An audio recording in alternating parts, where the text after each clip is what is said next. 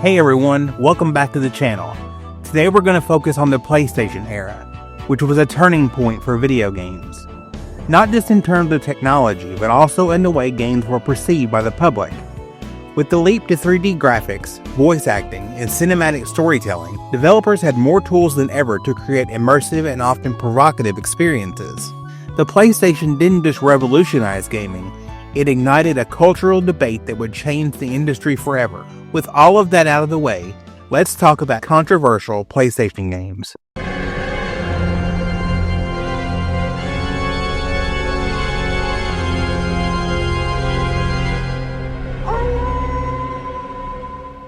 Nightmare Creatures. Nightmare Creatures released in 1997 for the PlayStation, and quickly became a focal point for controversy, due to its intense violence and dark themes.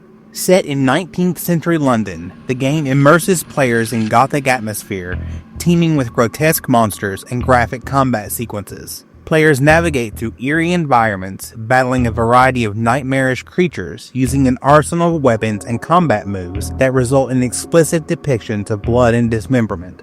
At a time when the gaming industry was under scrutiny for violent content, Nightmare Creatures stood out for its unapologetically mature presentation, leading to debates about the appropriateness of such content for younger audiences. The game's marketing campaign further amplified its controversial status, with advertisements that some consider provocative and unsettling, pushing the boundaries of acceptable content in video game promotion. Critics and players were divided over the game's graphic nature. While some praised its atmospheric design and engaging gameplay, others expressed concern over the explicit violence and horror elements. The controversy surrounding Nightmare Creatures highlighted the ongoing tension between creative expression in video games and societal concerns about media influence, especially on impressionable players. Despite, or perhaps because of, the debates it sparked, the game achieved commercial success, selling over 1.5 million units worldwide by January 2000. This success underscored the complex relationship between controversy and commercial viability in the gaming industry, illustrating how provocative content can both challenge societal norms and captivate a broad audience.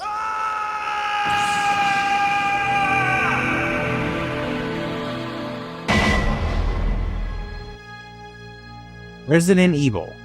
Released for the PlayStation in 1996, redefined the survival horror genre, but it also sparked significant controversy. At the heart of the issue was the game's intense violence, gore, and terrifying atmosphere, which pushed the boundaries of what was acceptable in mainstream gaming at the time. The game featured grotesque zombies, graphic depictions of blood, and unsettling moments of body horror, all of which were considered extreme for an interactive medium.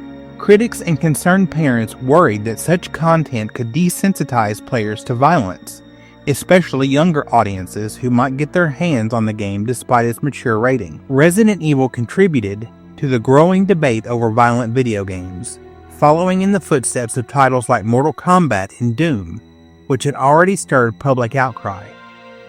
Beyond the gore, Resident Evil was also controversial for its use of shock tactics and moments of extreme tension that many deemed psychologically disturbing.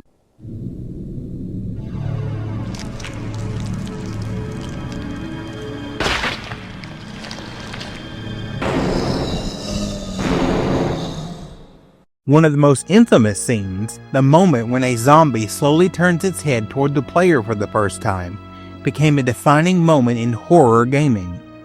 But it also cemented the game's reputation as an experience not suited for the faint of heart.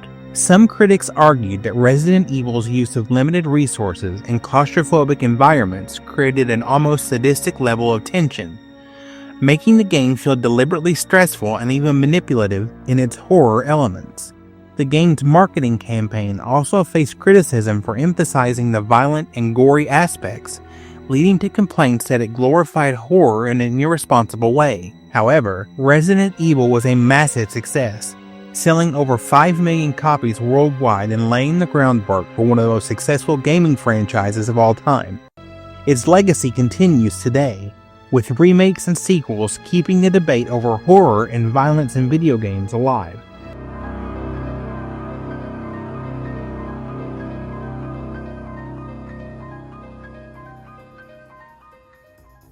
Parasite Eve.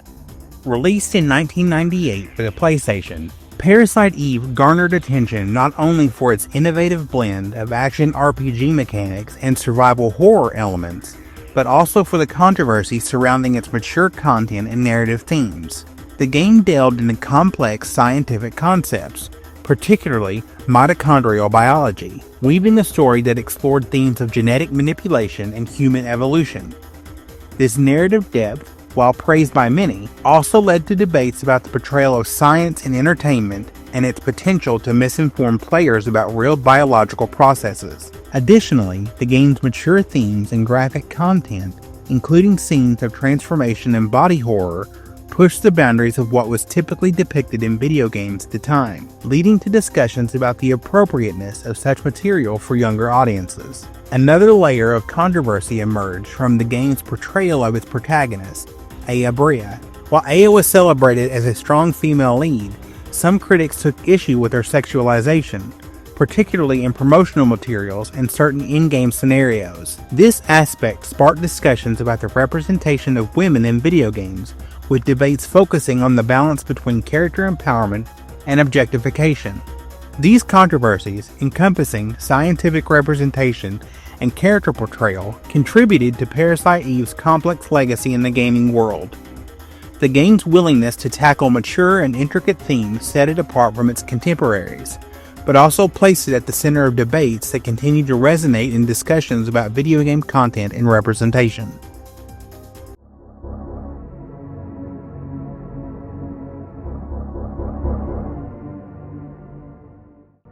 Legacy of Kain, Soul Reaver.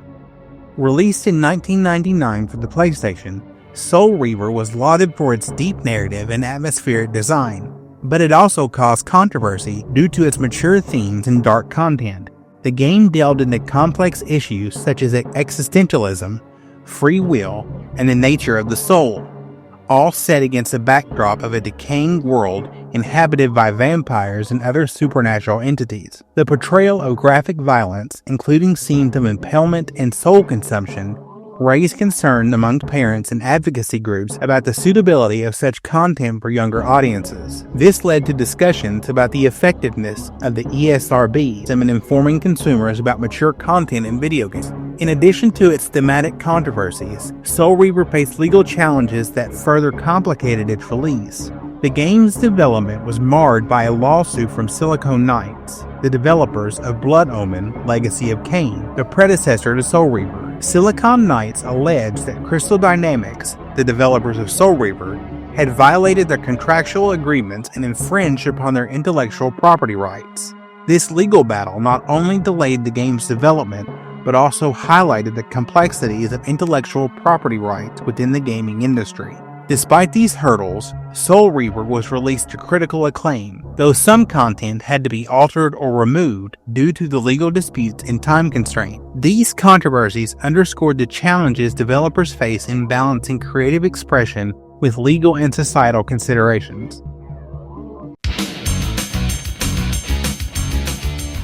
Duke Nukem: Land of the Babes. Released for the PlayStation in 2000, stirred controversy for its overtly sexist themes, over-the-top violence, and crude humor. As part of the Duke Nukem franchise, which was already known for its macho, hyper-masculine protagonist, Land of the Babes doubled down on its depiction of women as scantily clad damsels in distress. The game's plot, which revolves around aliens exterminating all men on Earth and the women are captured to be used as slaves, was criticized for objectifying female characters and reinforcing outdated gender stereotypes. Many gaming critics and advocacy groups pointed out that the game leaned into juvenile humor and gratuitous sexual innuendo, which, even at the time, was seen as problematic. Land of the Babes was scrutinized for their portrayal of women, arguing that such representation contributed to negative gender perceptions in gaming culture. Beyond its gender-related controversies, Duke Nukem: Land of the Babes also faced backlash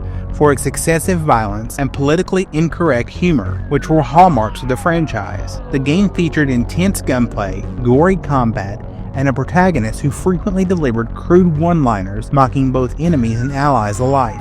While this was a selling point for fans of Duke Nukem, critics argued that the game lacked any real depth or self-awareness, making it feel more like a parody of action movies than a serious entry in the shooter genre. Some reviewers, such as those from GameSpot and Edge magazine, noted that the game's attempts at satire often fell flat, coming across as outdated even for its time. Despite the controversy, Duke Nukem Land of the Babes maintained a cult following, largely due to its nostalgic appeal and association with the larger Duke Nukem franchise, though its legacy remains divisive among players and critics alike. Toy Story 2: Buzz Lightyear to the Rescue. Released in 1999, the game followed Toy Story 2 the movie, but from Buzz Lightyear's perspective, as he attempted to rescue Woody from Al McWiggin. As a fairly standard 3D platformer of its era, it featured plenty of jumping, puzzle solving, and collectible gathering, all wrapped up in a kid-friendly package.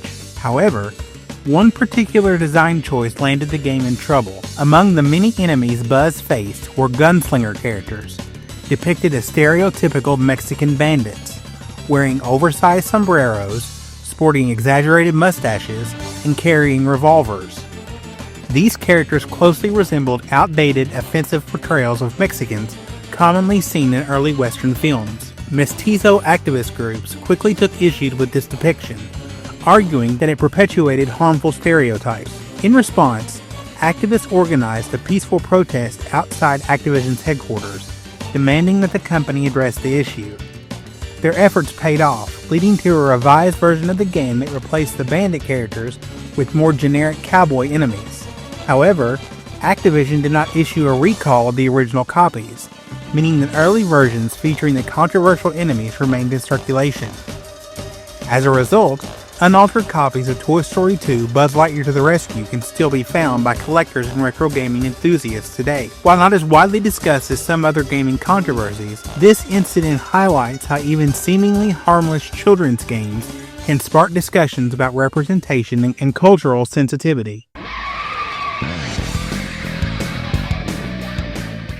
Twisted Metal. Released in 1995, Twisted Metal was developed by David Jaffe and published by Sony for the PlayStation 1. It initially garnered attention due to its ambitious marketing campaign and unique concept, allowing players to choose between various vehicles, each with unique abilities and weapons. However, the actual gameplay and tone diverged significantly from expectations. Critics noted while the game's promotional material suggested an action-packed experience, the final product felt dark and gritty, often failing to deliver on the promised excitement. Players were particularly disappointed by hidden content and unlockables that weren't highlighted during marketing, leading to a sense of letdown. This disconnect between perception and reality contributed to initial negative reviews and dissatisfaction among fans. Twisted Metal faced significant backlash not only from players but also from parents and minors. Some criticized the game's content as inappropriate for children, pointing to dark humor and violent scenes that didn't align with its target demographic.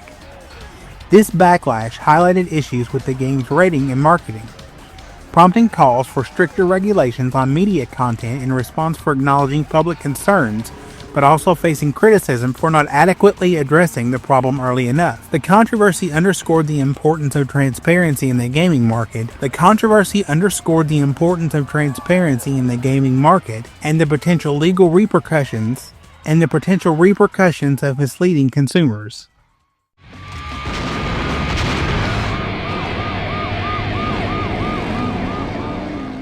Road Rash 3D. Road Rash 3D, developed by Pandemic Studios and published by THQ in 1999, quickly became a subject of controversy due to its unique blend of motorcycle racing gameplay with content that some found problematic.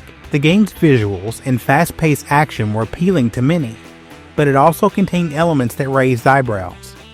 The inclusion of violent crashes and an edgy tone left some wondering if the game was truly suitable for all audiences. The marketing campaign for Road Rash 3D emphasized its thrilling gameplay and high-speed racing, yet the game's content often contradicted these promises. Players encountered intense moments that weren't just about speed, but also involved dangerous stunts and chaotic environments.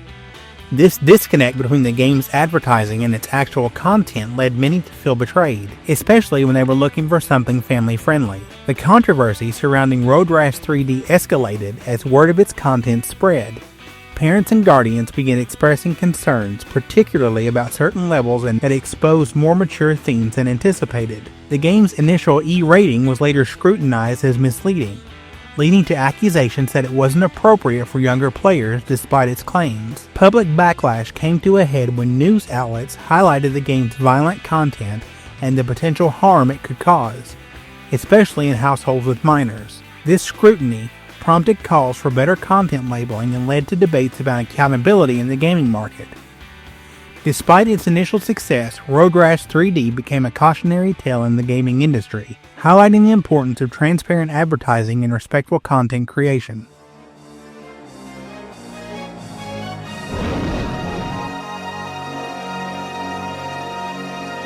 Tear Ring Saga, released in 2001, bore a striking resemblance to Fire Emblem in both gameplay and design. It featured turn-based, grid-based combat, character recruitment, class promotions, permadeath mechanics, and a medieval fantasy setting, elements that had long been synonymous with Fire Emblem. Unsurprisingly, Nintendo took issue with this and filed a lawsuit against Interbrain, arguing that Tear Ring Saga was essentially Fire Emblem under a different name and infringed on their intellectual property.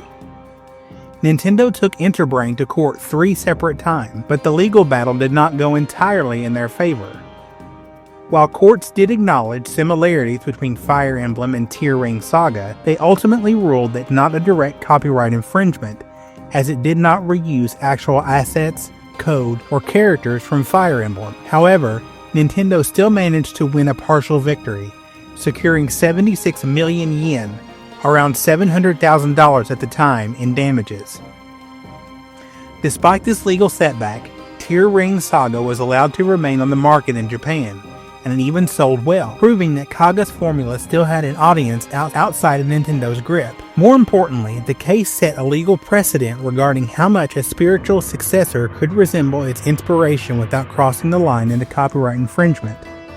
This ruling had lasting implications for the gaming industry, making it possible for future independent developers to create games heavily inspired by past projects without fear of immediate legal shutdown. Kaga would go on to develop a follow-up, Bearwick Saga, for the PlayStation 2, which distanced itself further from Fire Emblem. However, Tear Ring Saga remains a fascinating case of a creator fighting for creative independence and a game that tested the limits of what it means to be a spiritual successor.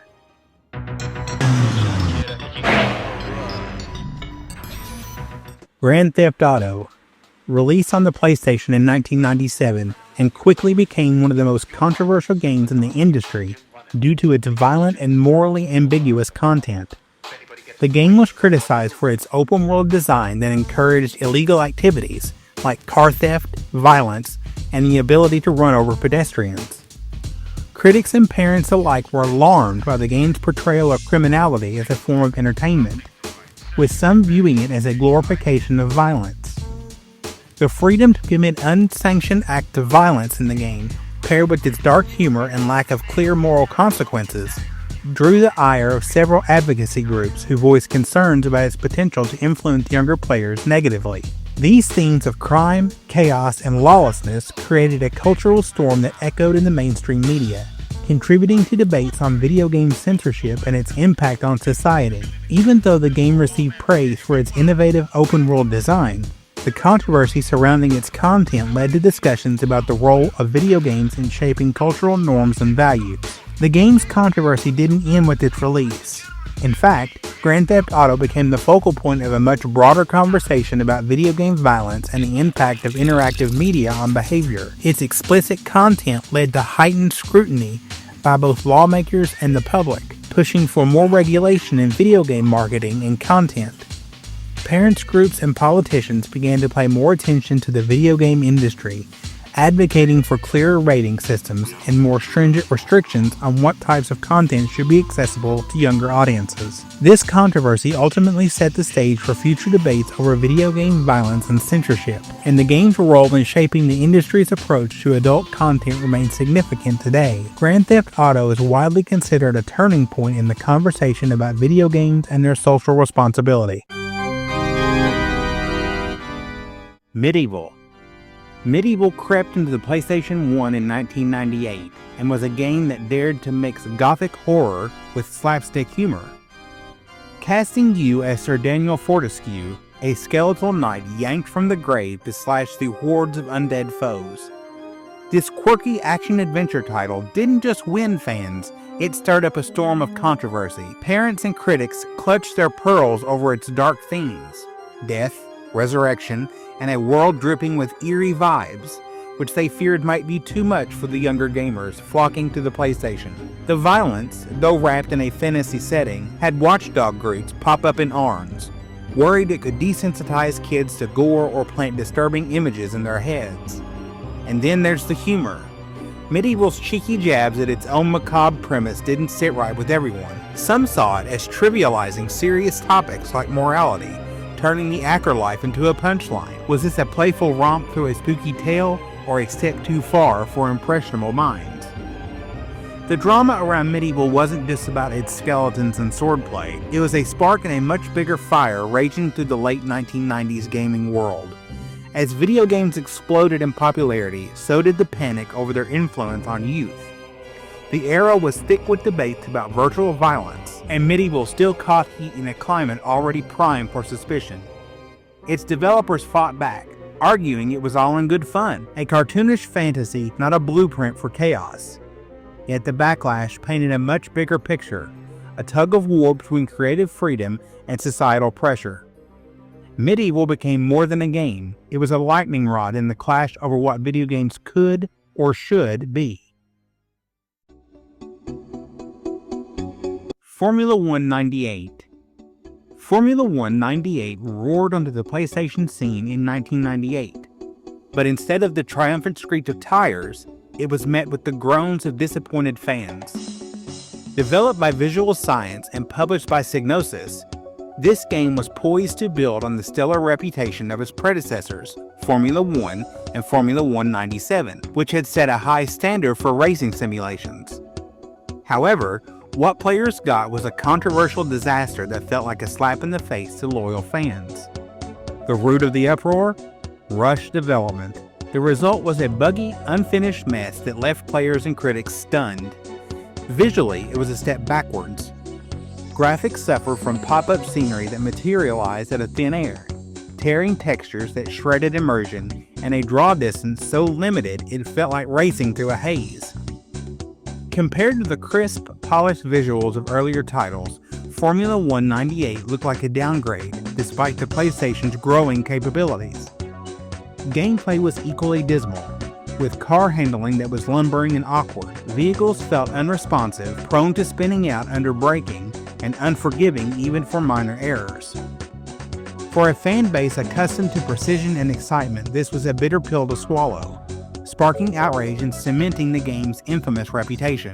The controversy didn't stop at graphics and handling. Formula 1 98 piled on more frustrations with its poor AI and lackluster commentary. The AI drivers were a chaotic mess, either ramming players off the track with reckless abandon or plodding along at a snail's pace, ruining any sense of competitive racing. Meanwhile, the commentary featuring icons Murray Walker and Martin Brundle should have been a saving grace. Instead, it became a repetitive slog, with lines like "You're right there, Murray," looping endlessly until players wanted to rip their hair out. These flaws turned what could have been a thrilling experience into a tedious chore. Yet astonishingly, the game still topped sales charts in the UK, likely riding on the coattails of the Formula 1 brand's massive popularity rather than its own merits. This commercial success couldn't mask the damage done. The backlash was so severe that Psygnosis ditched Visual Science for the next installment, scrambling to restore the series' tarnished name. Formula 1 98 remains a textbook example of how rushed deadlines and corner cutting can derail even the most beloved franchises, leaving behind a legacy of disappointment and a stark warning to developers: quality matters more than haste.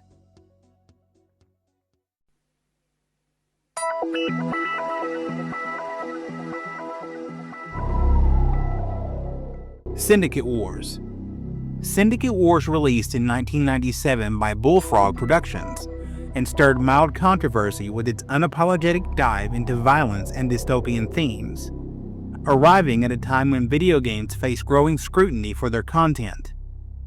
As a sequel to the revered Syndicate, this title thrust players into a bleak, futuristic world where they controlled a squad of cyborg agents, completing missions for either the ruthless Eurocorp Syndicate or the fanatical Church of the New Epic. The gameplay was drenched in destruction. Players wielded an arsenal of futuristic weapons like plasma lances and nuclear grenades, mowing down enemies and even civilians with chilling freedom. This cavalier approach to violence, including the ability to level entire cityscapes and slaughter innocents, raised eyebrows in an era still grappling with the cultural impact of video game gore.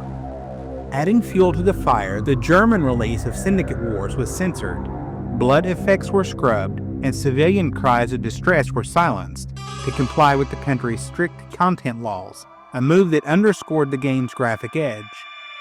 Yet despite its provocative nature, Syndicate Wars didn't ignite the same firestorm as contemporaries like Mortal Kombat or Grand Theft Auto, likely due to its niche appeal and sci-fi aesthetic that framed its brutality in a less realistic, almost cartoonish light. Still, its mature themes, corporate tyranny, mind control, and moral decay pushed boundaries, quietly challenging what was deemed acceptable in a console game aimed at a broad audience. Beyond its thematic boldness, Syndicate Wars sparked a quieter but equally passionate controversy among gamers with its PlayStation port, which strayed far from the PC original and left fans delusioned. The PC version had earned praise for its depth. Players could research new tech, freely select missions, and revel in a grimly atmospheric intro narrated by a disembodied AI.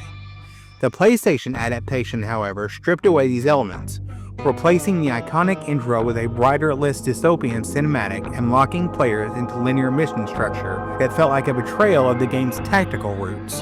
Technical compromises further stoked the flames. The absence of mouse support led to clunky controls on the dual analog controller, while the fixed camera and awkward squad management made the already steep difficulty curve punishingly steep. The multiplayer mode, a rare co-op feature allowing up to 4 players to control agents via a multitab, promised innovation, but stumbled with a convoluted interface and restrictive mechanics, frustrating those who saw its potential. For purists, these changes turned a cult classic into a shadow of itself, igniting heated debates within gaming communities about the perils of console ports and the sanctity of a game's original vision. Though it never escalated into a mainstream uproar, this rift highlighted a growing tension in the late 90s between ambitious PC designs and the limitations of console hardware, cementing Syndicate Wars as a polarizing title among its dedicated following.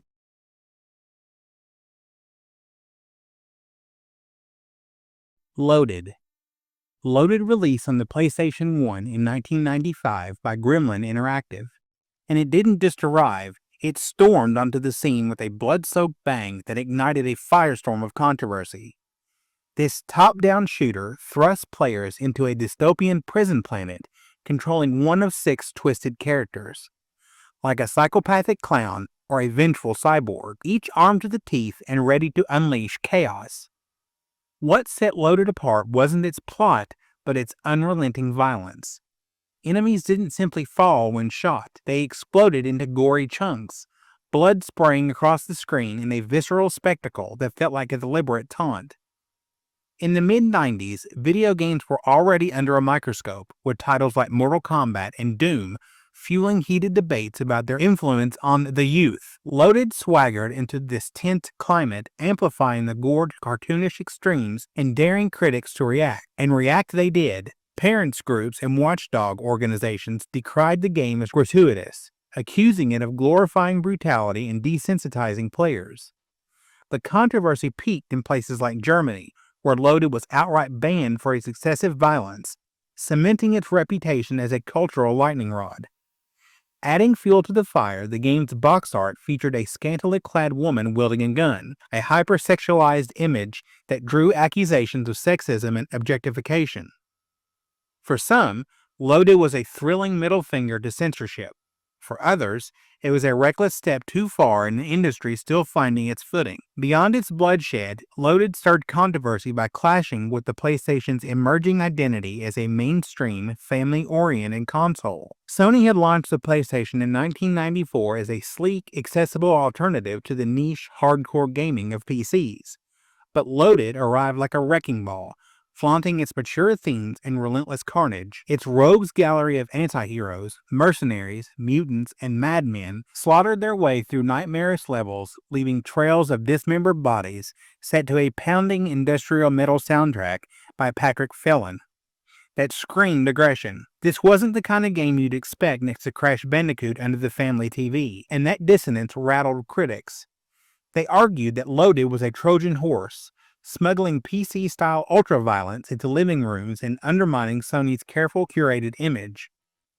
The game's dark, twisted humor and unapologetic M rating only deepened the divide. Some saw it as a bold evolution for console gaming, while others feared it was corrupting a platform meant for all ages. Despite mixed reviews, with a praise for its chaotic fun offset by critiques of repetition, Loaded found a defiant audience among players craving something raw and adult. It spawned a sequel and carved a niche in PlayStation lore, not just for its gameplay, but as a symbol of the industry's growing pains, a brash rebel that forced the world to question where video games' boundaries truly lay. Silent Hill. Silent Hill crept onto the PlayStation 1 in 1999, and it didn't just bring fog-shrouded streets and nightmarish creatures. It dragged video games into a firestorm of controversy. This wasn't your typical horror game with just cheap jump scares. Silent Hill plunged players into a psychological abyss, following Harry Mason as he searched for his missing daughter in a town teeming with grotesque monsters and occult undertones. The game's narrative wove a chilling tapestry of guilt, trauma, and supernatural dread, themes that hit harder than most games dared at the time. Parents and critics clutched their pearls, alarmed by the graphic violence, like blood-soaked streets and mutilated foes, and the pervasive sense of unease that clung to players long after the console powered down. Released during an era when video games faced growing scrutiny for influencing young minds, Silent Hill's M for Mature ESRB rating felt like a flimsy shield. On a console as popular as the PlayStation, it was all too easy for this mature nightmare to slip into impressionable hands, igniting debates about censorship and whether games should even tackle such dark, invasive topics. For many, Silent Hill wasn't just entertainment. It was a bold, unsettling statement that challenged the idea of video games as mere child's play, forcing society to grapple with the tension between artistic freedom and moral responsibility. The controversy didn't stop at Silent Hill's story.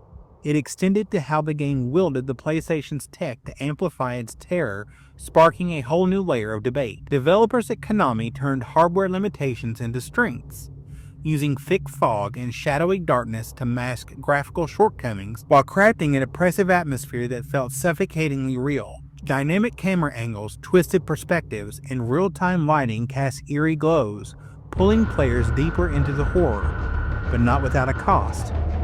Some players reported motion sickness and disorientation, raising eyebrows about whether game design had ethical limits. Then there was the audio, a haunting soundtrack by Akira Yamaoka, paired with bone-chilling sound effects, from distant screams to the static of a broken radio signaling danger. Critics hailed it as genius. Others worried it was too effective, with tales of nightmares and anxiety buzzing among players. This wasn't just about what you saw, it was about how Silent Hill made you feel, pushing the industry to confront uncomfortable questions. Should developers temper with their creativity to protect players' mental well-being? The game became a lightning rod, spotlighting the raw power of interactive media and challenging everyone, creatives and players alike, to face the unsettling reality of horror you couldn't just turn off like a movie.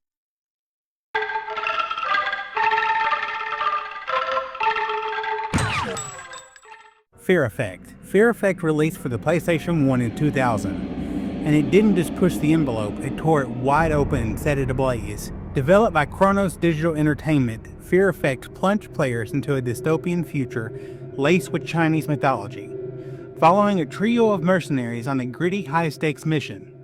But it wasn't the plot alone that made waves. It was the game's fearless embrace of mature, often taboo content that sparked outrage and debate. From the get-go, Fear Effect drenched its world in graphic violence, with enemies meeting gruesome, blood-soaked fates that left little to the imagination. Yet it was the sexual undertones that truly fanned the flames of controversy. But the game didn't stop there. It wove in unsettling themes like human trafficking and demonic possession, crafting a narrative that felt both bold and deeply disturbing. At a time when video games face growing scrutiny for their influence on younger audiences, Fear Effect challenged the PlayStation's family-friendly reputation, igniting fierce discussions about censorship, age ratings, and whether developers should rein in their creative risks. For some, it was a daring masterpiece. For others, it was a step too far. The controversy surrounding Fear Effect didn't end with its themes. It extended to its very execution on the PlayStation 1, where ambition clashed with hardware reality, leaving players and critics bitterly divided. Visually, the game was a stunner, boasting a cel-shaded art style and pre-rendered backgrounds that aimed for a cinematic flair, a rarity for the era. But beneath this glossy surface lay a host of technical woes that turned admiration into frustration. The controls were clunky, especially in combat, where precision was critical but hard to achieve. Fixed camera angles, while stylish, often obscured enemies or made navigation a nightmare, forcing players into awkward, disorienting encounters. Then there was the gameplay itself. Riddled with instant death traps and punishing difficulty spikes, it leaned heavily on trial and error, testing patience more than skill. Critics were split down the middle. Some hailed its narrative guts and visual innovation, while others slammed it as a flawed mess, a case of style trumping substance. This divide fueled heated debates in the late 90s, with fans defending it as an underappreciated gem and detractors calling it a cautionary tale. Fear Effect became a lightning rod in an era when developers were stretching console limits, exposing the growing pains of a medium caught between artistic ambition and playable polish.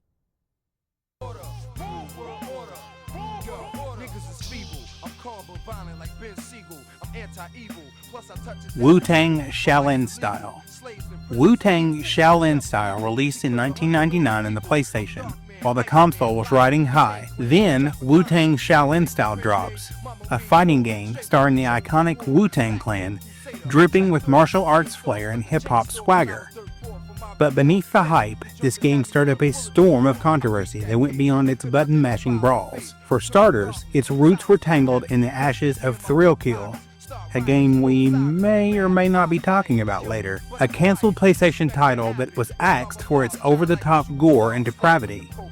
Wu-Tang Shaolin Style inherited that same engine, and while it swapped out the sadism for kung fu flair, it didn't shy away from graphic violence. Fighters like Method Man and Old Dirty Bastard delivered brutal finishers, from rocket-launched foes to severed heads, all drenched in blood. This landed smack in the late 90s crosshairs of gaming backlash, when parents and critics fretting over its mature rating and easy access on a mainstream console. Adding fuel to the fire, the game shipped the parental lock code in the manual to toggle the gore. For Wu-Tang fans, it was a gritty love letter. For the Pearl Clutchers, it was a violent menace threatening impressionable minds. But the controversy didn't stop at the blood and guts. It was the clash of ambition and execution that turned Wu-Tang Shaolin Style into a lightning rod for gamers too. Touted as a groundbreaking 4-player fighter, a rarity for its time, it promised chaotic showdowns with the RZA swinging swords, Ghostface turning to iron, and U-God unleashing cinematic fatalities. The reality? A mess of clunky controls and a wild camera that spun like a drunk director, leaving players frustrated and disoriented, especially in multiplayer mode. The game's heart shone through with its exclusive Wu-Tang tracks and a disc that doubled as a music CD, but the sloppy mechanics couldn't cash the checks its hype wrote. Even Method Man himself said it stinks years later. Critics were split. Some praised its bold vibe and the clan's voice acting, while others trashed it as a half-baked cash grab riding the Wu-Tang's coattails. That divide fueled debates about whether it was a misunderstood gem or a shameless exploitation of a cultural juggernaut. In an era when gaming was flexing its creative muscles, Wu-Tang Shaolin Style became a polarizing symbol of what happens when a killer concept stumbles out of the gate, loved by diehards, loathed by purists, and impossible to ignore. Dino Crisis. Dino Crisis dropped into the PlayStation in 1999, a survival horror game that swaps zombies for dinosaurs. Starring Regina, a red-haired operative trapped on an island overrun with prehistoric beasts.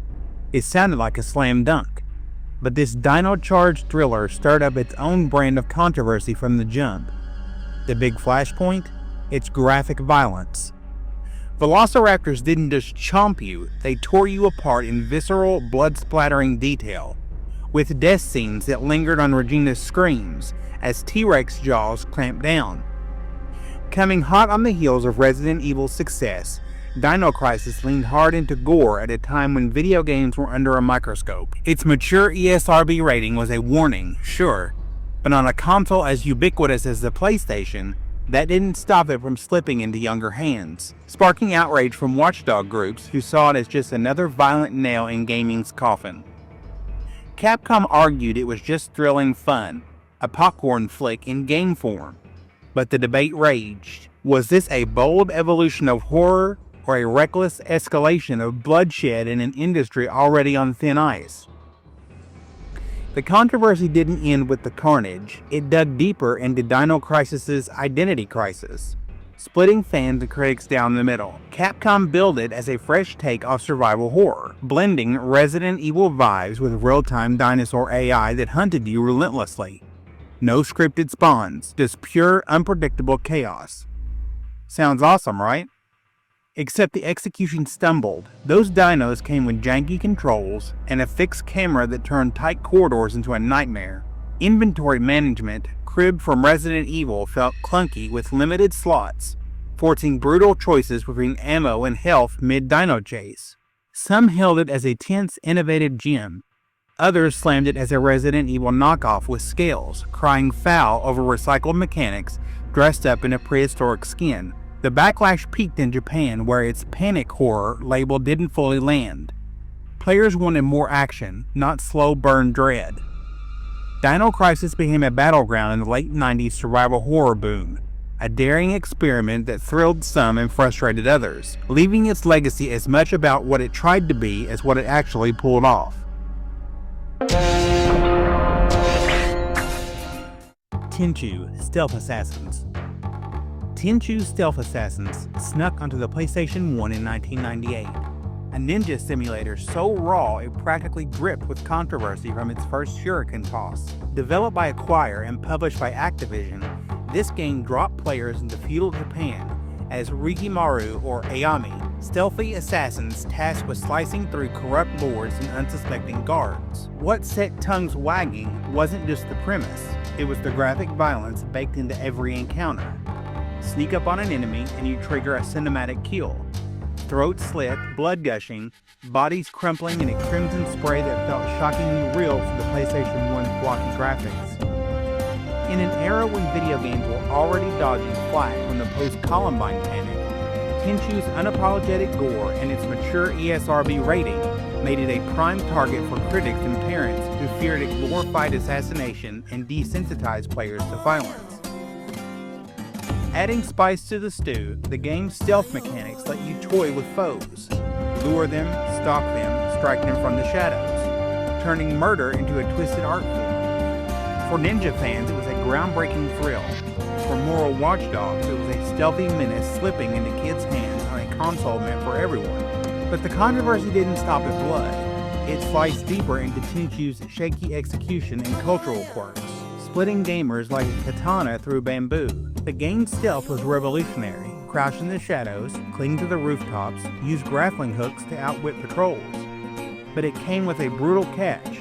Janky controls and a wonky camera that could turn a silent takedown into a clumsy brawl if the angle swung wrong. The AI wasn't much smarter than a bag of rice either.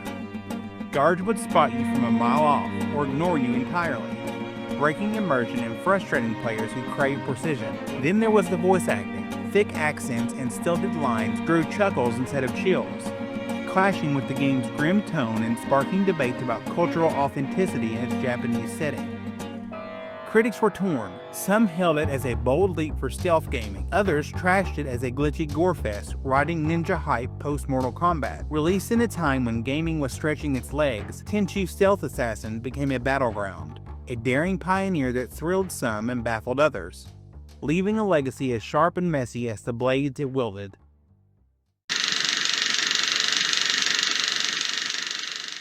Thrill kill. Picture this. It's 1998, and the PlayStation is riding in a wave of edgy boundary-pushing games.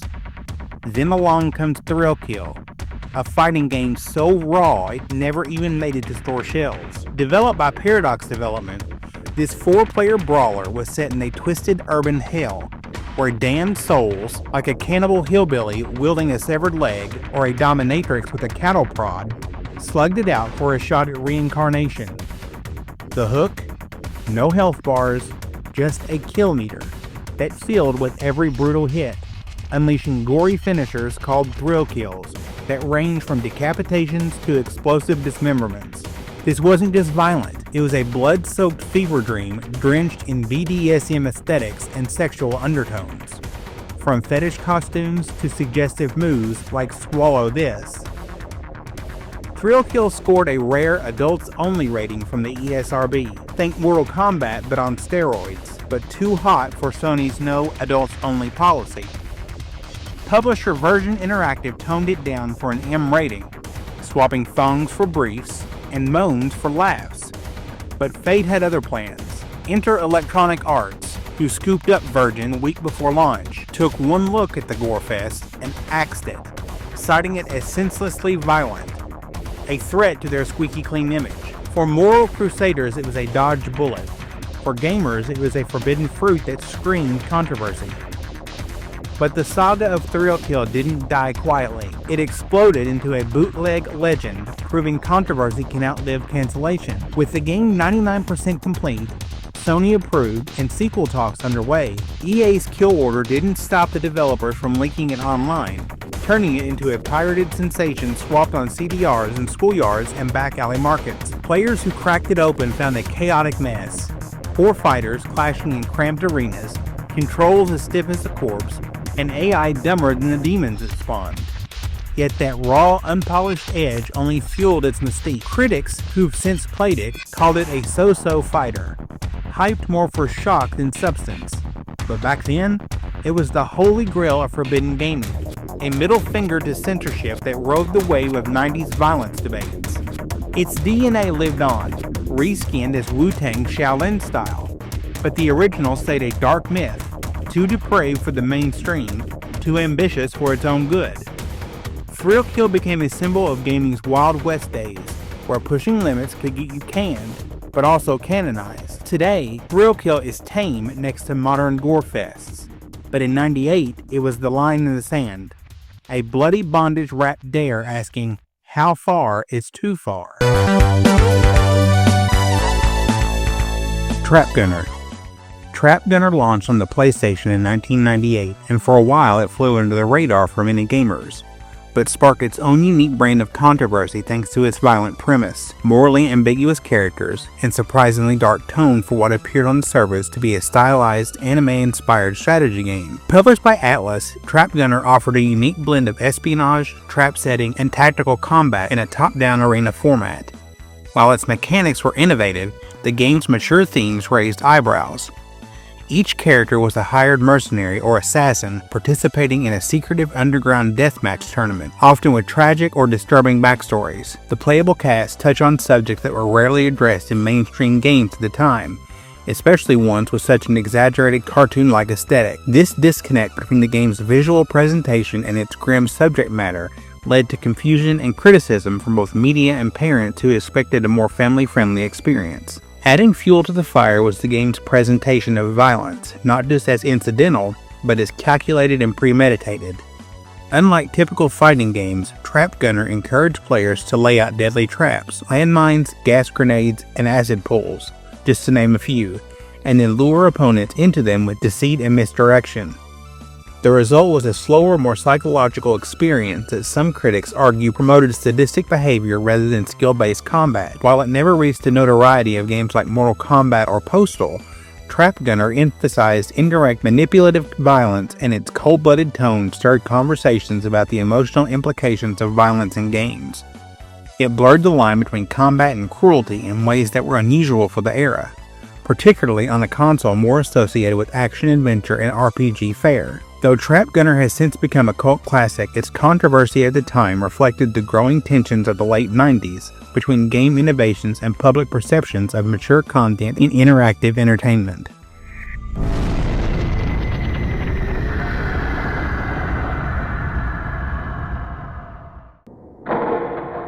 Oddworld, Abe's Oddysee. Abe's Oddysee debuted on the PlayStation in 1997, and it immediately set itself apart with its bleak dystopian aesthetic and unapologetically mature themes. Developed by Oddworld inhabitants, the game follows Abe, a slave worker in a brutal meatpacking plant called Rupture Farms, who discovers that his own people, the Mudokons, are next in line to be processed as food.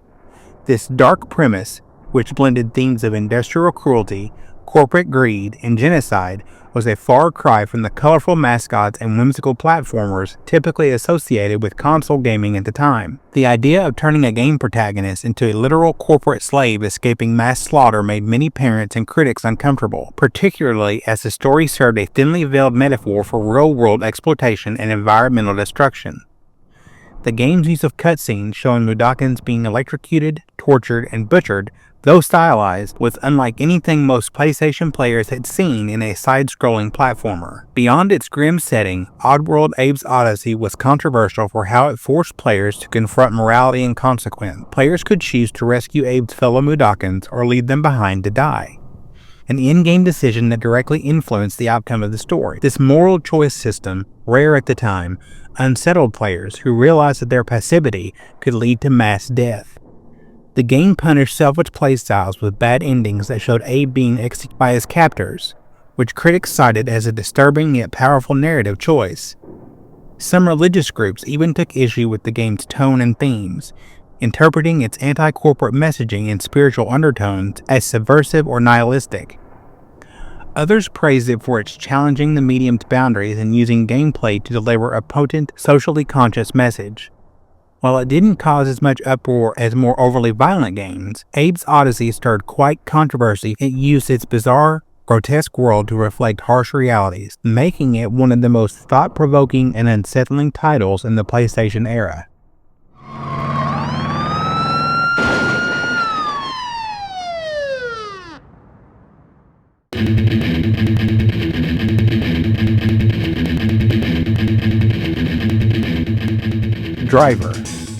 Driver launched on the PlayStation in 1999, and it was widely praised for its cinematic car chases, open-world environments, and gritty narrative, elements that felt like a direct homage to 1970s cop films.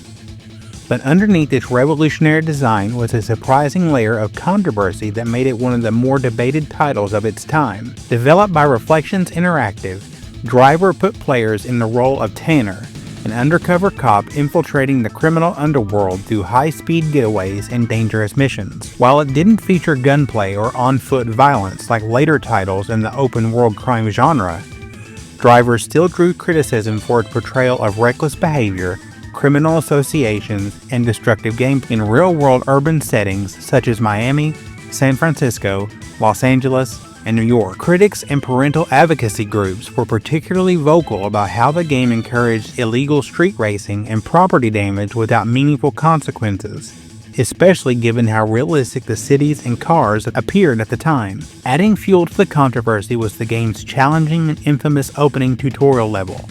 Set in a dimly lit parking garage, it required players to perform a complex list of stunts, all without clear instruction, leading many to accuse the game of being punishing and inaccessible, especially for younger players. The frustration this created led to debates about game design and whether such mechanics were gatekeeping more casual audiences from enjoying the experience. The way Driver glorified life of an undercover cop going deep into crime rings raised concern about its ambiguous moral tone. There was no clear system of accountability, and the game's narrative often blurred the lines between justice and vigilantism. This, paired with its urban chaos and high-speed destruction, grew inevitable comparisons to the still controversial Grand Theft Auto series, even though Driver launched before GTA 3 would redefine the genre. Despite or perhaps because of these controversies, Driver gained a devoted following and became a benchmark for future driving-based action games that aimed to fuse cinematic storytelling with open-world freedom.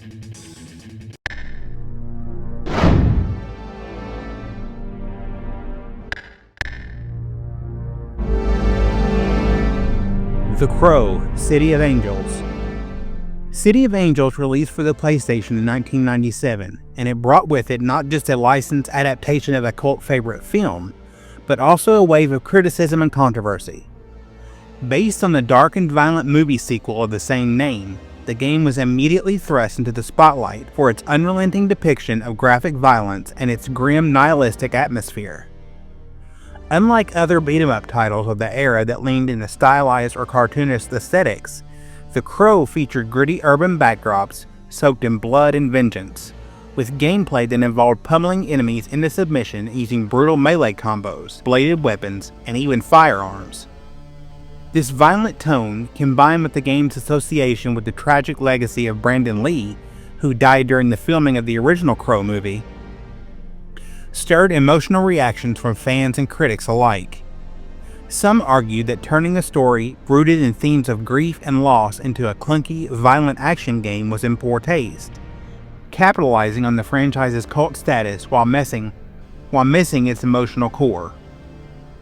The controversy surrounding The Crow City of Angels wasn't just about its content, it was also about its execution. Critics lambasted the game for its awkward tank controls, stiff animations, and repetitive, joyless gameplay, calling it one of the worst film-to-game adaptations on the PlayStation. Many reviewers at the time saw the game as a cash-in on a dark franchise, exploiting its fanbase without delivering quality or respect for the source material. Furthermore, the ESRB rating of mature raised eyebrows for its inclusion of blood, suggestive themes, and scenes of torture and death, prompting some retailers to hesitate in promoting or stocking the game. This hesitancy, coupled with the game's overall negative reception, fed into broader discussions about whether mature-themed games were being handled responsibly during a time when the industry was under increasing scrutiny from lawmakers and parents. While it never reached the same level of notoriety as other controversial titles of the era, The Crow City of Angels remains a haunting example of how not all mature content translates effectively or respectively into the realm of video games.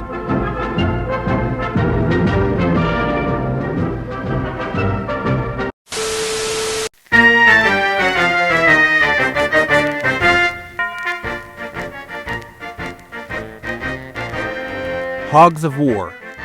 Hogs of War launched for the PlayStation in 2000, and it stood out as a turn-based tactical combat game with a satirical edge. But that very edge sparked controversy. Set in a fictional, war-torn world populated entirely by anthropomorphic pigs, Hogs of War borrowed heavily from real-world World War I and II imagery, uniforms, and accents. Each team of pigs represented a different parody of a national military force: British, French, German, Japanese, Russian, and American, with exaggerated accents and stereotypical behavior that critics and some players found offensive. The German pigs, for example, spoke in guttural tones and wore uniforms suspiciously similar to the World War II era attire, while the Japanese pigs were depicted with thick accents and often assigned roles like kamikaze-style attacks. This led to accusations of xenophobia and insensitivity, as the game was seen by some as reducing global cultures to wartime characters for comedic effect. While the developers claimed the game was a parody of war itself rather than any one group, the use of these broad and unflattering stereotypes in a lighthearted context was enough to stir discomfort. Beyond the racial and cultural satire, Hogs of War also sparked debate over its use of war as a comedic setting, something that wasn't as widely accepted at the time. Though games like Worms had explored similar ground with cartoonish violence, Hogs of War leaned harder into military imagery, compete with somber trench warfare backdrops, propaganda-style menus, and a grim sense of strategic destruction. It attempted to balance crude humor with heavy themes, but many critics found the juxtaposition jarring rather than funny. The fact that the game featured full voice-over narration from the British comedian Rick Mayall, known for his over-the-top, irreverent humor, only heightened the absurdity, and for some, the inappropriateness of the setting. While Hogs of War has since gained a cult following for its unique mechanics and personality, its initial release was marred by controversy over how it portrayed war, culture, and history. In a gaming landscape increasingly aware of representation and tone, Hogs of War walked a fine line between satire and offense, and not everyone agreed on which side it landed.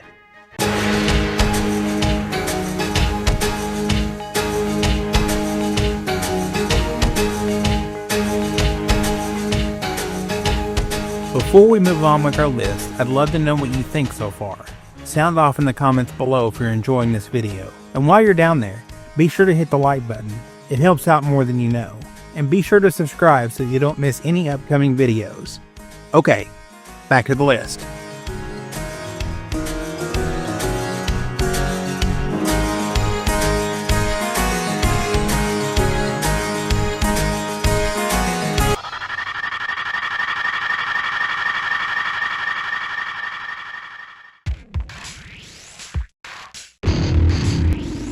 Apocalypse.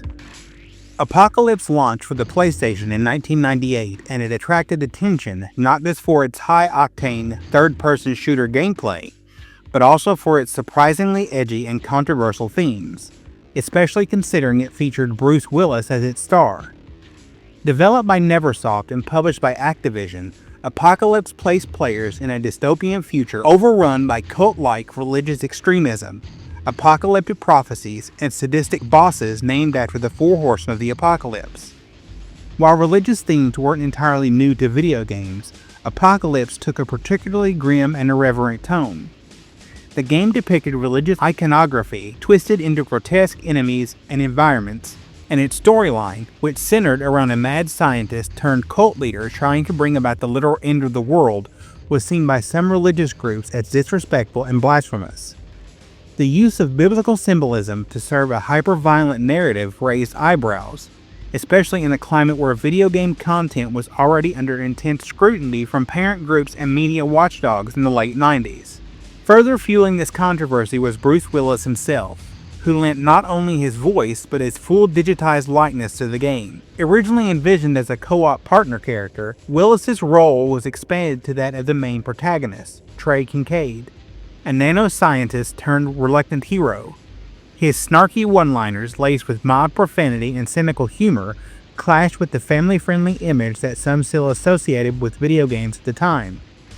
The inclusion of a Hollywood A-lister in such a dark and violent game blurred the line between gaming and mainstream media, prompting concerns about the normalization of graphic violence through celebrity endorsement. Critics argued that the game's combination of star power, religious parody, and relentless gunplay made it more of a spectacle than a responsible work of entertainment. While Apocalypse never reached the level of controversy seen with titles like Doom or Mortal Kombat, it still played a key role in the growing conversation about violence, religion, and celebrity influence in gaming. Over time, it has earned a cult following for its fast-paced action and grungy aesthetic, but its legacy remains intertwined with the cultural debates it helped to ignite.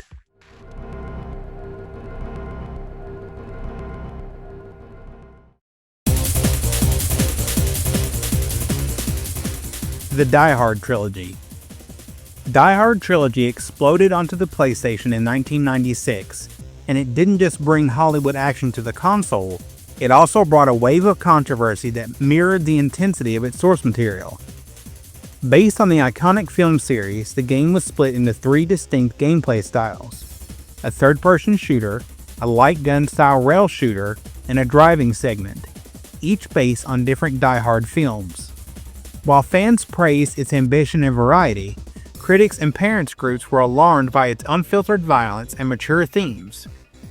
The Die Hard 2 segment in particular raised eyebrows, as it let players gun down terrorists and sometimes civilians in rapid-fire succession inside an airport terminal. Blood sprayed with each kill, and the game offered little in the way of consequences for collateral damage, which some argued encouraged reckless violence. Considering this was a time of increasing scrutiny over the effects of video game violence on young players, Die Hard Trilogy quickly became a poster child for games that pushed the boundaries of what was appropriate on mainstream consoles. What added to the controversy was the game's unapologetic use of profanity and gritty realism, especially in the first Die Hard segment set inside Nakatomi Plaza. Enemies screamed curses, hostages begged for their lives, and explosions sent pixelated bodies flying throughout the air. For a console like the PlayStation, which while more adult-oriented than Nintendo, still had a large, younger audience, Die Hard Trilogy stood out for its raw presentation and mature content. Some retailers debate whether to stock the game without an age restriction, and few advocacy groups even called for more stringent ESRB labeling, arguing that the game's M rating wasn't being taken seriously enough by parents. While it avoided outright bans or lawsuits, the game contributed to the growing conversation around the need for a better enforcement of age ratings in retail spaces. Despite, or perhaps because of the backlash, Hard Trilogy was a commercial hit, and it's still remembered for its chaotic gameplay and boldness in adapting an R-rated movie franchise into an equally intense video game experience. Rage Racer.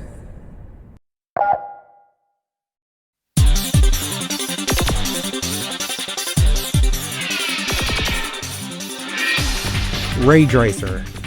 Rage Racer hit the PlayStation in 1997, and it arrived as a third installment in Namco's beloved Ridge Racer series, but with a dramatic tonal shift that caught many longtime fans and critics off guard.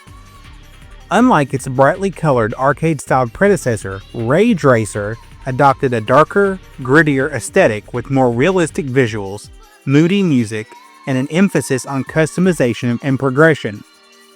This new direction stirred controversy within the gaming community, as fans accused Namco of betraying the series' identity in favor of appealing to a more serious demographic. The shift wasn't just visual. Rage Racer adapted a deeper career mode with an in-game economy, which required players to earn credits and unlock cars through repetitive grinding. This change was seen by some as a move away from accessible, fast-paced racing and toward a system that emphasized time investment over pick-up-and-play fun. The debate became heated in gaming magazines and early internet forums, where players clashed over whether the game represented innovation or misguided departure from what made Ridge Racer successful in the first place. Adding to the controversy was the game's marketing campaign, which leaned heavily into aggressive imagery and language that some considered out of step with the game's relatively tame content. Ads and the box art showcased a stylized skull logo and bold taglines like "Drive or Die," seemingly suggesting a violent or extreme edge that the gameplay itself didn't deliver. This led to criticism that Namco was trying to capitalize on the late 90s trend of edginess in gaming, seen in titles like Twisted Metal or Carmageddon, without fully committing to that tone in the actual game. Additionally, the PAL version of Rage Racer features slightly graphical downgrades and performance issues compared to the Japanese and North American version, sparking frustration among European players who felt that they were receiving an inferior product. While Rage Racer would eventually earn a cult following for its ambitious mechanics and moody presentation, the initial backlash highlighted the risks companies face when trying to rebrand or reinvent a popular franchise during an era of rapid change in gaming tastes and expectations.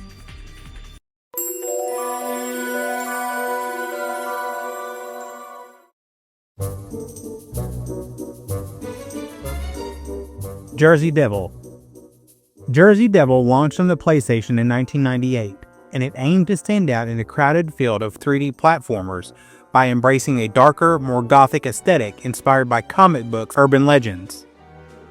Developed by Behavior Interactive, the game featured a mischievous, purple-horned anti-hero based on the infamous New Jersey folklore creature. While its premise was meant to be edgy and unique, controversy quickly emerged due to the game's eerie tone, nightmarish setting, and unsettling imagery, all presented in a format traditionally associated with family-friendly gameplay. Parents and critics raised concern that the game's horror-tinted visuals, eerie music, and creepy enemies were inappropriate for younger players, despite its otherwise cartoonish design. Its juxtaposition of kid-friendly mechanics with grim environments, such as haunted laboratories and shadowy forests, led to confusion over who the game was actually for. This dissonance caused retailers in some areas to hesitate when placing it near more traditional children's games, and even led to some parents returning it, believing it was too intense for their kids. Beyond its visual identity, Jersey Devil also caught flack for the way it presented violence and perceived themes. Although not graphic by any means, the game featured numerous sequences where players destroyed living creatures, interacted with mutated villains, and navigated environments that carried macabre overtones, such as abandoned asylums and bioexperimentation labs. The titular character's rebellion, personally combined with his destructive approach to solving problems, drew criticism for glorifying delinquent behavior. Some media watchdogs argued that the game promoted chaos and aggression under the guise of quirky platforming, particularly given the game's lack of moral framing or clear heroic goals. This critique was amplified during a time when video games were increasingly being scrutinized for their influence on children's behavior. Although Jersey Devil never reached the infamy of titles like Night Trap or Mortal Kombat, its unusual blend of spooky aesthetics and family-oriented mechanics made it a lightning rod for the debate about the evolving identity of platformers in the late 90s.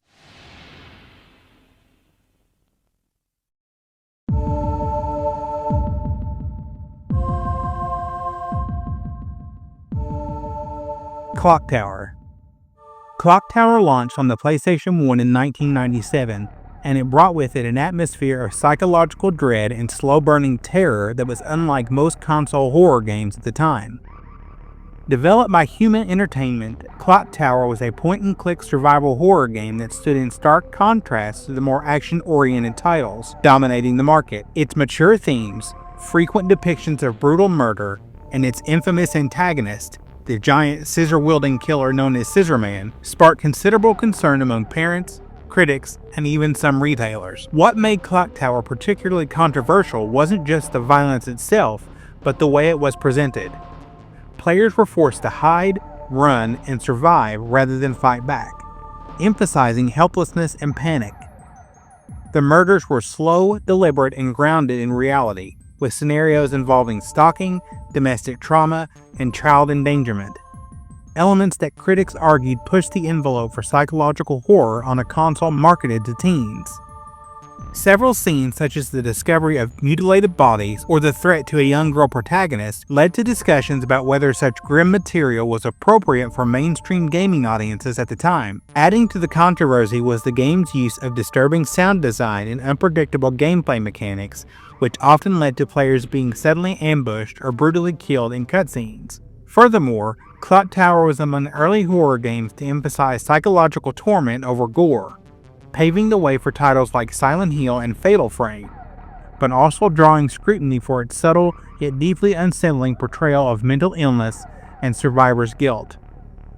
Some advocacy groups argued that Clock Tower exploited trauma for entertainment, particularly in how it framed vulnerable characters in situations of extreme peril. Despite of its disturbing nature, Clock Tower became a cult classic remembered not just for its innovation in horror design, but also for its testing the limits of what was acceptable in video game storytelling during a time when the industry was still grappling with self-regulation and cultural pushback. V-Rally launched on the PlayStation 1 in 1997, and it quickly gained attention for being one of the most ambitious rally racing games of its time. But it also stirred unexpected controversy, particularly in Europe. Developed by Eden Studios and published by Infogrames, V-Rally was heavily marketed as a simulation-style racer, boasting official FIA licensing in real-world rally vehicles. However, early adopters were quick to point out that the physics engine fell short of its promise. Critics accused the developers of misleading advertising, arguing that the game's actual driving mechanics felt overly arcade-like and lacked the depth and precision expected from a rally sim. This backlash was especially heated in the UK gaming press, where publications like Edge and official PlayStation Magazine published scathing reviews, claiming the title misrepresented what a true rally experience should feel like. The rift between marketing expectations and in-game reality created a divide between casual players who appreciated the accessible controls and the hardcore sim fans who felt deceived. The controversy didn't stop at the gameplay mechanics. Licensing disputes also erupted around V-Rally's use of real car models and manufacturer branding. While the game was lauded for its inclusion of popular rally cars like the Subaru Impreza and Mitsubishi Lancer Evolution, questions arose about whether all trademarks were properly secured for international distribution. Rumors circulated that certain car manufacturers were dissatisfied with how their vehicles were portrayed, both in terms of performance, balance, and visual accuracy. These rumors gained traction when later regional releases subtly altered vehicle details or removed certain liberties altogether, moves that sparked speculation about behind-the-scenes legal conflicts. Additionally, the game's staggered release dates and inconsistent cover art between regions led to confusion over whether players were receiving the same product globally.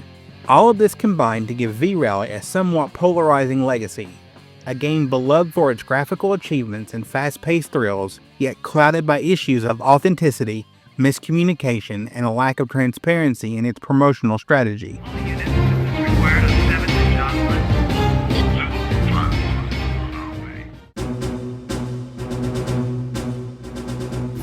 One.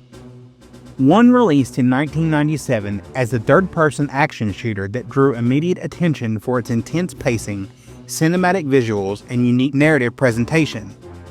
But it also sparked controversy for its extreme violence and dark tone, which felt out of place in the broader PlayStation catalog at the time. Developed by Visual Concepts and published by ASC Games, One cast players as a man with a cybernetic arm fused with high-powered weapons, fighting through dystopian environments with unrelenting aggression. What unsettled many parents and media watchdogs was how the game glorified destruction. Players were actively rewarded for blowing up vehicles, killing swarms of enemies, and leveling parts of the environment. The over-the-top action combined with the constant on-screen adrenaline meter that encouraged a kill-to-survive mechanic was seen by some as dangerously nihilistic. At a time when games like Crash Bandicoot and Final Fantasy VII were defining PlayStation's identity, One felt like a visceral outlier that pushed the boundaries of acceptable content, drawing fire from conservative media circles and some gaming columnists alike. Was accused of glamorizing violence, especially in a period when the video game industry was already under scrutiny from political figures like Senator Joe Lieberman. The game's minimalist storytelling, delivered without dialogue, relying instead on visual cues and haunting cutscenes, was both praised for its artistic risk and criticized for its lack of moral framing. Critics argued that without context, the protagonist's rampage could be misinterpreted as mindless violence rather than a journey of survival or redemption. Furthermore, the game's technical showcase, particularly in its real-time lighting and destructible environments, made the carnage feel more real than what many parents were comfortable with. As a result, One ended up in the crosshairs of debate about the psychological impact of video games, a flashpoint in the ongoing cultural conversation about violence in an interactive media during the late 90s.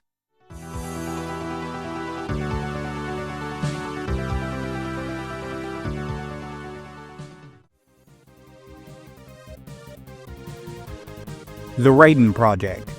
The Raiden Project launched for the PlayStation in 1995, and it was initially praised for its faithful arcade-to-home conversion of Raiden and Raiden 2, two beloved vertical-scrolling shoot-'em-ups. However, controversy soon bubbled up, primarily due to its pricing and perceived lack of added value.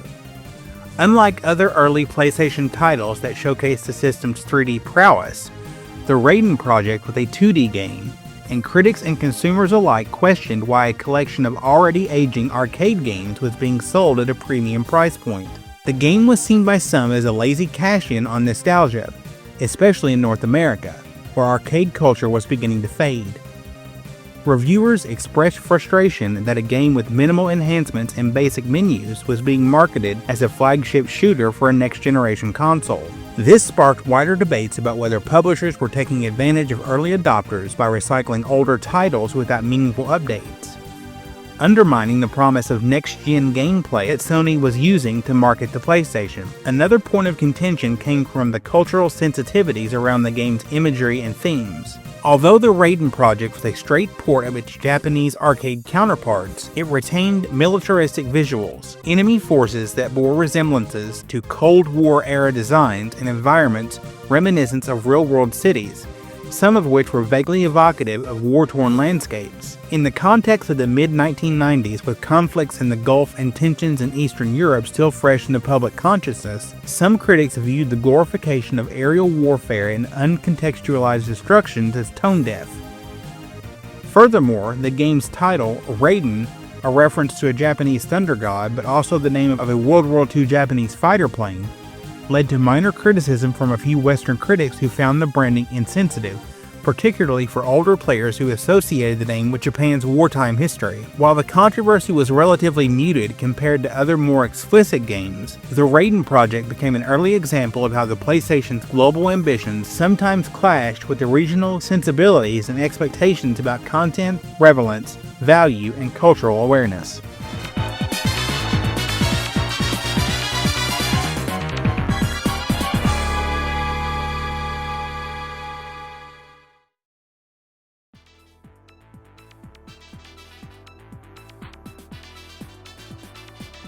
Darkstalkers, the Night Warriors. When Darkstalkers, the Night Warriors arrived on the PlayStation in 1996, it brought with it not only Capcom's signature fast-paced fighting mechanics, but also a wave of controversy surrounding its provocative character designs and supernatural themes. Unlike Street Fighter, Darkstalkers was steeped in gothic horror aesthetics featuring characters like Morrigan, a seductive succubus with overly sexualized animations, and Lord Raptor, a zombie rock star who wields a guitar-shaped chainsaw. These elements caused concern among parent groups and conservative media critics, particularly in North America, who argued that the game's suggestive imagery and occult motifs were inappropriate for the younger audience typically drawn to fighting games. Morrigan in particular became a lightning rod in this debate due to her exaggerated figure, revealing outfit, and flirtatious behavior, which many felt was a deliberate attempt to sexualize a game intended for teens. Retailers in certain regions, including parts of the US Bible Belt, even hesitated to stock the game or place it behind counters, fueling discourse about censorship and age appropriateness in video games. Further intensifying the controversy was the game's bold use of demonic and religious symbolism, which drew criticism from religious advocacy groups who claimed it promoted occultism. Characters like Anarchus, an undead Egyptian pharaoh, and Bishaman, a possessed samurai warrior brought to life by dark spirits, were seen as glamorizing necromancy and spiritual possession. While Capcom defended the game as a creative and stylistic homage to classic monster movies and an international folklore, critics were less forgiving, particularly in the US, where debates around the influence of violent and dark media on children were at a peak following the incidents like Mortal Kombat controversy and growing concerns around media violence. The game's localization process even involved toning down some of the darker elements for Western audiences. Yet many of the original artistic choices remained intact, leading to moral debates in gaming magazines, TV shows, and even community forums. Despite the backlash, Darkstalkers carved out a cult following, celebrated for its risk-taking and stylized rebellion against sanitized mainstream fighters, but not without becoming a symbol of the cultural growing pains the video game industry was facing in the mid-90s.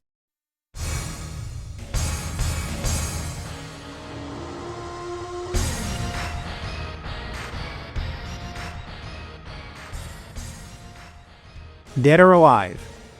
Dead or Alive released on the PlayStation in 1998, and it quickly ignited controversy, not just for its innovative fighting mechanics, but for its unabashed sexualization of its female characters. Developed by Team Ninja under the direction of Tomonobu Itagaki, the game introduced a physics system that simulated breast movement in an exaggerated, highly stylized way, which was clearly designed to appeal to the male audience. While the core gameplay was praised for its counter-heavy combat and fast-paced action, much of the media attention and consumer discussion revolved around the so-called jiggle physics, which many critics felt undermined the credibility of the game as a serious fighter. Feminist groups and parental watchdogs in both the US and Europe criticized Dead or Alive for objectifying women and reinforcing sexist tropes, pointing out that the female roster was not only scantily clad, but posed in overtly suggestive ways in both gameplay and promotional materials. This stirred a broader cultural debate over the sexual representation of women in video games, particularly as the medium was becoming more mainstream. Adding to the controversy was the way Dead or Alive marketed itself. Advertisements leaned heavy into its provocative visuals, often highlighting the female characters in poses or outfits that were more akin to adult entertainment than sports combat. This marketing strategy led to backlash from parents and educators, some of whom called for the game to be rated more strictly or even pulled from the shelves. In certain territories, retailers refused to display the game prominently or placed it under restricted categories. Meanwhile, gaming publications were divided. Some embraced the game's boldness and technical polish, while others condemned what they saw as a regression in how female characters were portrayed in the medium. Despite the backlash, Dead or Alive's notoriety arguably helped fuel its popularity, with controversy acting as a form of viral marketing. The franchise would go on to lean even more heavily into its risque branding in future entries, but the original PlayStation release marked a turning point in how sexuality and representation were debated in gaming circles, prompting lasting conversations about content ratings, audience, targeting, and the responsibility of game developers.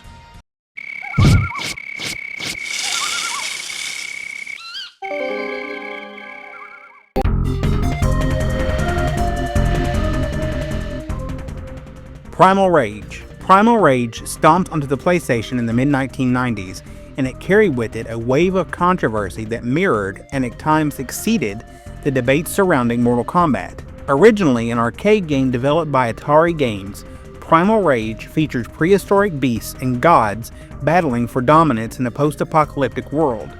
But it wasn't the dinosaur-style combat that drew criticism. It was the graphic violence and one particular finishing move that sparked widespread outrage. One of the game's characters, Chaos, a grotesque ape-like god, had a fatality where he would urinate on a defeated opponent, an action that was intentionally crude and played for shock value. This move, along with other gruesome finishers like heart-ripping and body smashing, ignited criticism from parent advocacy groups, particularly the American Watchdog Association, the National Institute on Media and the Family. Some retail chains went as far as to pull the game from shelves or restrict the sale to minors.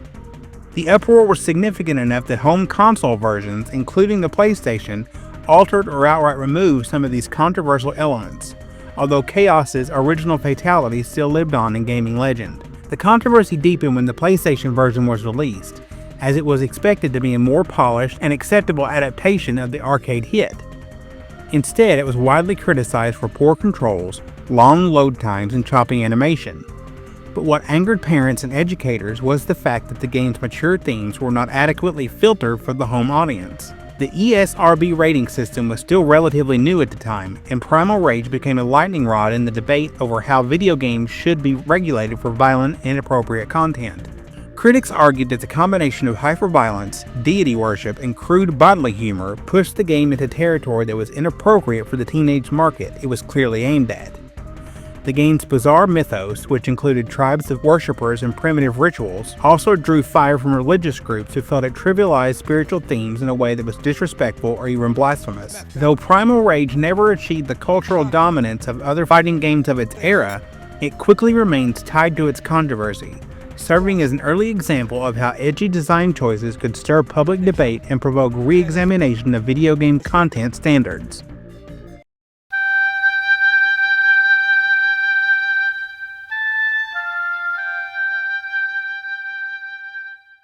Tomb Raider. Tomb Raider debuted on the PlayStation in 1996, and it quickly became a pop culture phenomenon, but not without sparking intense controversy, particularly surrounding its protagonist Lara Croft.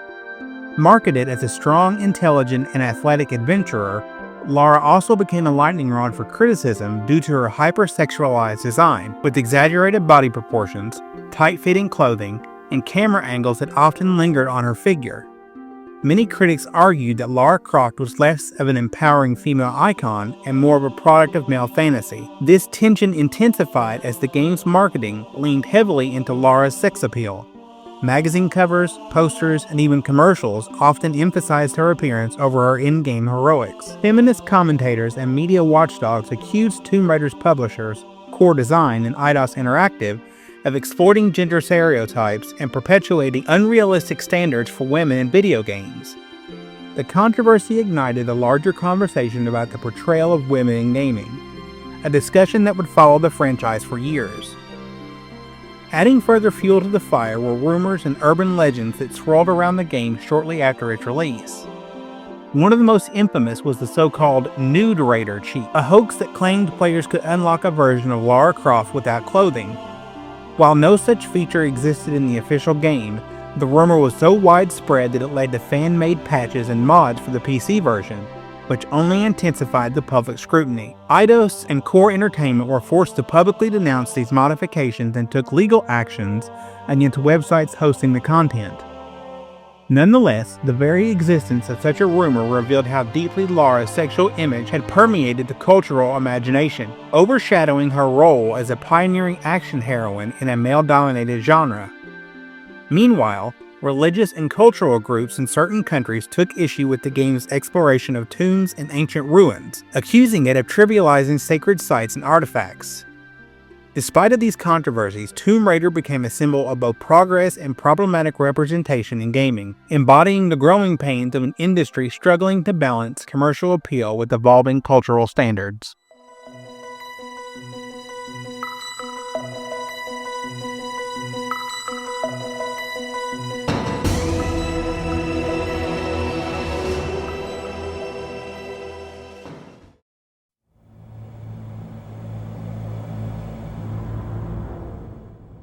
Metal Gear Solid. Metal Gear Solid launched for the PlayStation in 1998, and it revolutionized storytelling in video games, blending cinematic direction with stealth gameplay in a way that captivated critics and players alike. However, it also ignited controversy over its mature themes and narrative boldness, pushing boundaries rarely seen in mainstream console games at the time.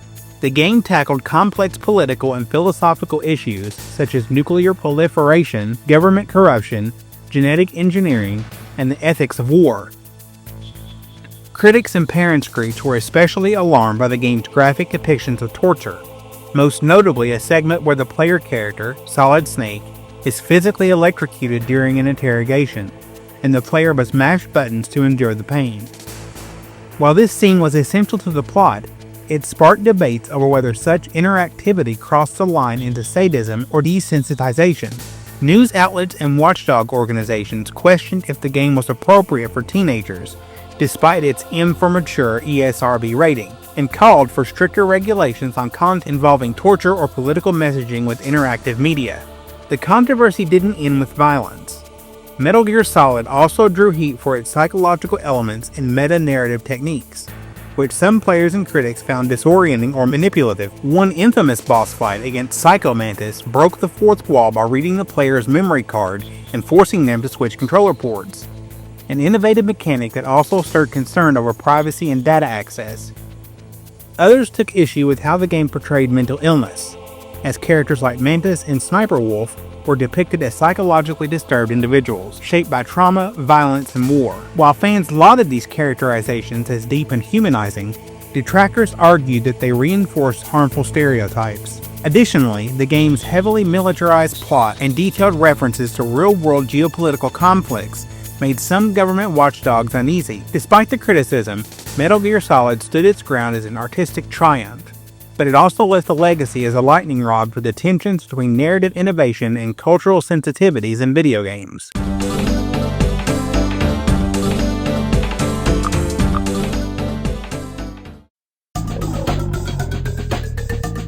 Pandemonium launched for the PlayStation in 1996, and it stood out for its vibrant 2.5D platforming, quirky tone, and colorful visuals. But it also found itself embroiled in subtle controversy that revolved around its characters and marketing. While the game itself was relatively tame compared to other titles of the era, some parents and critics raised concern about its irreverent tone and the portrayal of its protagonists, especially the female jester, Nikki. Her design, featuring exaggerated form-fitting attire, was viewed by some as unnecessarily provocative for a platforming game marketed toward a younger audience. The juxtaposition of cartoonish visuals with subtle adult humor and stylized character designs led to criticism that the game blurred the lines between child-friendly aesthetics and teen-oriented content. This ambiguity was especially problematic in the mid-1990s, when the ESRB rating system was still earning public trust and parents were looking for clear indicators of age-appropriate material. Pandemonium carried an E for Everyone rating in some regions, despite content that some felt skewed more toward older players, prompting concerns about the standard and consistency of the rating system itself. Moreover, the game attracted controversy in certain European regions due to its depiction of chaos magic and occult symbolism, particularly in its narrative premise. The story begins when Nikki and her companion, the mischievous wizard Farkas, accidentally summon a destructive entity while performing a magic spell, an event that sets the entire plot in motion. While clearly intended as a comedic fantasy trope, some religious and conservative groups criticize the game for featuring young protagonists who dabble in magical rituals, to the ongoing cultural debates about the influence of occult imagery in children's media. These critics claim that Pandemonium, like other fantasy titles of the 90s, was part of a trend that normalizes the use of magic and sorcery, potentially desensitizing younger audiences to themes traditionally considered taboo. Although the controversy never reached the fever pitch of titles like Mortal Kombat or Doom, it nonetheless positioned Pandemonium within the broader conversation about the responsibilities of developers when merging whimsical gameplay with themes that tiptoe into darker, more mature territory.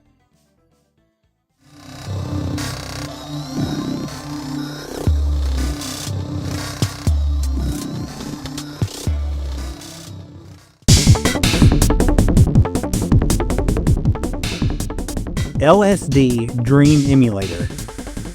When Dream Emulator was quietly released in Japan in 1998 for the original PlayStation, it became one of the most enigmatic and controversial titles of its era. Not because of explicit violence or sexual content, but due to its surreal, often disturbing psychological themes and deeply experimental nature. Developed by Osamu Sato and based on a real dream journal kept by a staff member at Asmic Ace Entertainment, the game defied all conventional norms. Players wandered through a dreamlike world filled with bizarre textures, disjointed architecture, and inexplicable events, where logic was abandoned in favor of randomness and subconscious expression. This non-linear, often unsettling structure drew immediate concern from parents and critics who felt the game blurred the lines between entertainment and psychological manipulation, leading to widespread misconceptions that the game promoted or was inspired by psychedelic substances. The game's disturbing visual imagery, disorienting soundtrack, and unpredictable jump cuts added to the perception that it was meant to stimulate a drug-induced experience, creating discomfort in a market that was growing increasingly sensitive to media influence on youth. Beyond its name and aesthetics, LSD Dream Emulator stirred deeper controversy due to its perceived mental health implications. Critics argued that the game's random and often anxiety-inducing design, where peaceful landscapes could instantly shift to nightmarish hellscapes, filled with screaming faces or abstract representations of death, could trigger emotional distress or disassociation, especially in players with underlying mental health conditions. Some psychologists and educators in Japan even warned that the game's immersion in dream logic and subconscious symbolism could have negative psychological effects if played extensively. The lack of objectives or traditional gameplay mechanics only fueled these concerns, with some interpreting the game as an experiment in behavioral suggestion or simulation for mental illness. While the game was never officially banned, its distribution was extremely limited, and it developed a cult following mostly through imports and emulation. Today, LSD Dream Emulator is regarded as a piece of avant-garde game art, but its legacy remains intertwined with the unease it provoked. A title that dared to explore the dream world and, in doing so, walk the fine line between creative genius and psychological provocation.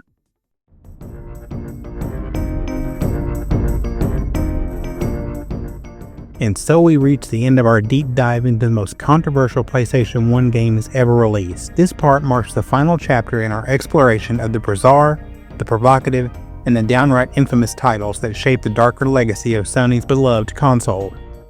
From boundary-pushing violence to shockingly bold themes, we've uncovered how these games stirred debate and often ignited real-world outrage. And with this last lineup, we close the curtain on a legacy of games that weren't afraid to provoke, challenge, and sometimes offend.